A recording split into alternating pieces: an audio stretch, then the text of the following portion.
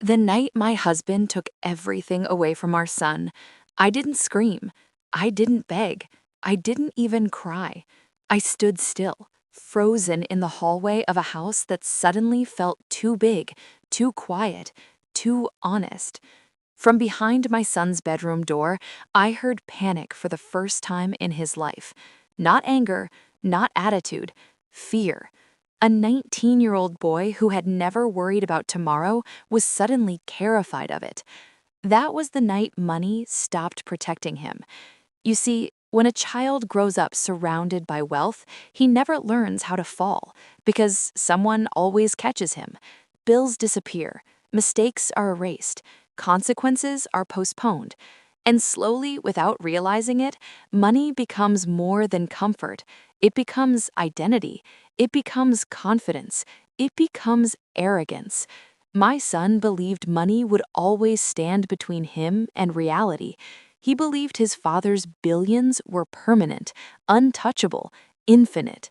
But standing there, listening to his voice crack as he realized his cards no longer worked, I understood something terrifying. This wasn't punishment. This was the last chance to save him.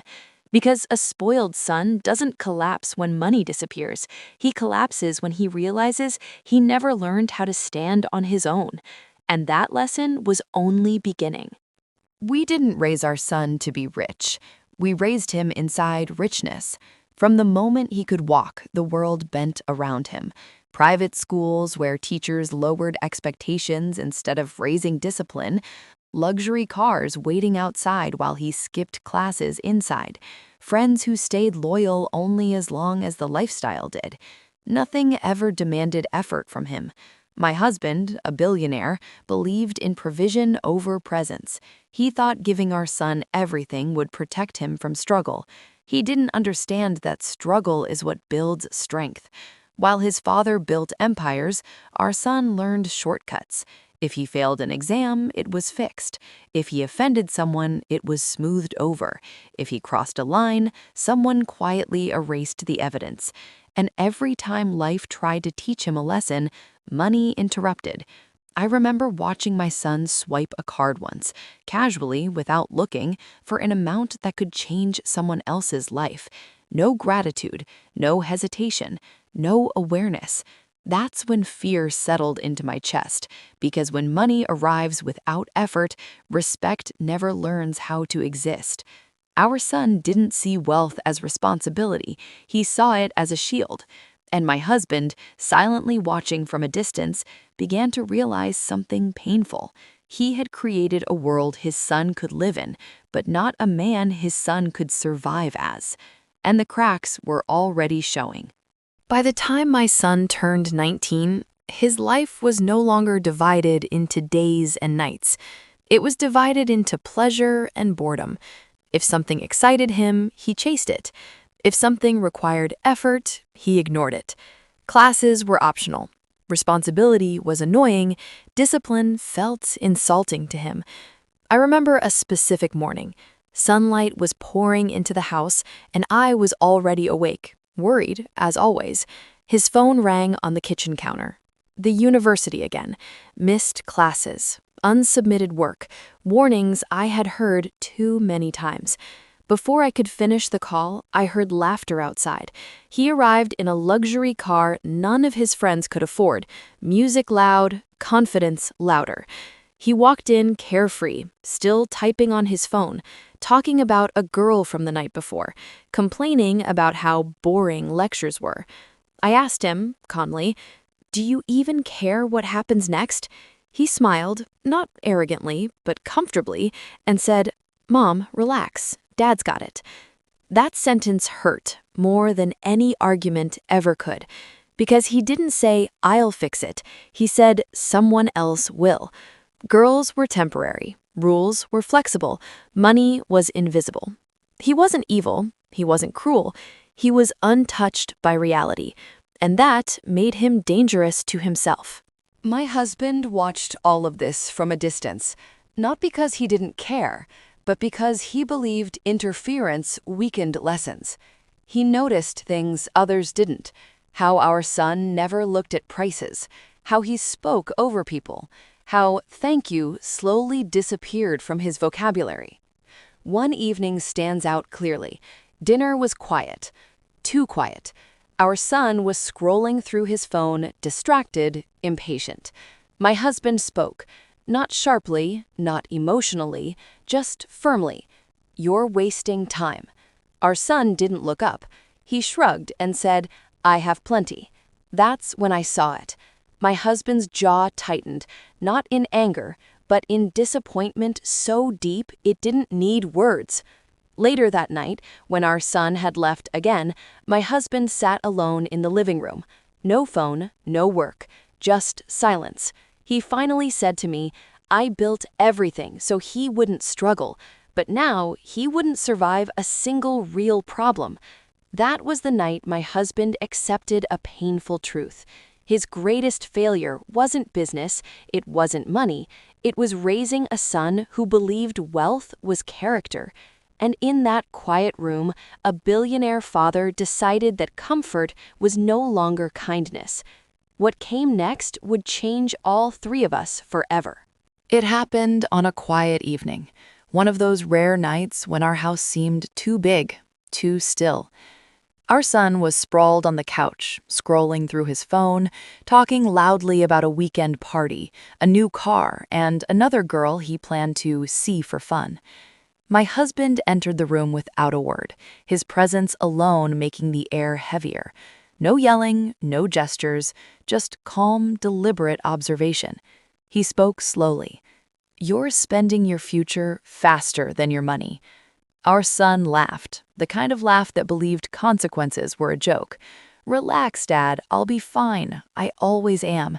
My husband didn't flinch. He simply looked at him, measured, steady. "Always?" he repeated, almost whispering. "Do you think money makes a man, or just a boy?" Our son smirked and turned away, unconcerned. I remember thinking that smirk was the last straw. My husband, the billionaire who had built empires silently, leaned down and said quietly, but with fire beneath the calm, "You will learn. I will make sure of it, but not while you hide behind what I provide." And then he left the room. No argument, no fight. Just a truth so heavy that it shook the foundation of my son's world. That night, our son couldn't sleep, not because he feared punishment, but because he had never imagined a life without the safety net of wealth. He didn't know it yet, but everything he relied on would vanish, and only then would he learn to stand. Morning came, and with it, silence. Not the normal silence of the house, the silence of a life suddenly stripped bare. He tried his cards, declined. He opened his email, empty. His luxury car, gone. His apartment key, deactivated. Even his phone, the device that had connected him to the world of privilege, had been taken. On the kitchen counter, an envelope waited. He tore it open. Inside, one simple sentence, written by his father. "Build yourself without me." Our son froze. For a moment, I thought he might collapse. Then he did something I had never seen before. He looked around the empty house, the silent hallways, the absence of staff, of servants, of money, of comfort, and he realized he was alone. I watched him pacing, confused, angry, afraid. His hands shook. His usual confidence, his careless grin, vanished. He stepped outside, no car, no driver. The streets were real now, crowded, loud, unforgiving. For the first time, he walked without protection. No money, no influence, no shortcuts. And in that walk, I knew this was the moment life would either break him or force him to grow. Everything he thought was permanent, his luxury, his power, his identity, was gone. And now, reality would teach him lessons money never could. The first week, our son thought this was temporary, a game, a prank from his father. But by the second week, reality refused to bend. Friends stopped returning his calls. Girls he chased for attention vanished. Even the luxury cafes he loved ignored him because he couldn't pay. One rainy evening stands out vividly. He was outside a small cafe, counting coins, hands shaking, rain soaking his designer jacket, a jacket that had once cost more than my first apartment. I saw him from the window, but I didn't go out, not yet. He tried to order a coffee. The barista stared at him, waiting for a card. He dug into his pockets. Nothing.